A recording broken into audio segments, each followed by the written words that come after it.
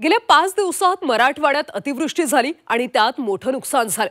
मात्र यावर्षी पावसाळ्यात मराठवाड्यात एकूणच मोठं नुकसान झालं। जून पासून आतापर्यंतचा पाऊस हा मराठवाड्यासाठी नुकसानीचा पाऊस ठरला। मराठवाडा विभागीय आयुक्त कार्यालयाने यंदाच्या पावसाळ्यामध्ये किती नुकसान झालं याचा एक अहवाल तयार केला। हा अहवाल राज्य सरकारला सादर करण्यात आला। यात नुकसानीचा सर्वसमावेशक आढावा घेण्यात आला। या अहवालाच्या आधारे राज्य सरकार मदतीचा निर्णय घेणार आहे।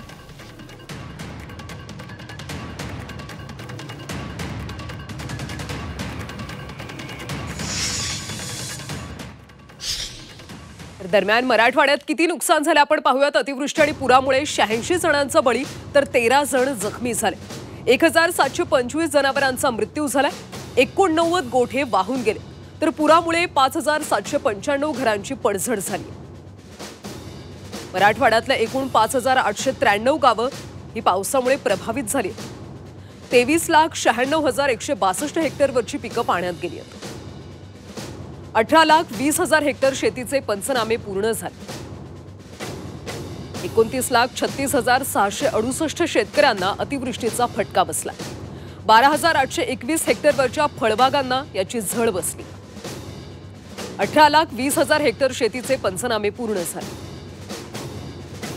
तर 29,36,668 शेतकऱ्यांना अतिवृष्टीचा फटका बसला।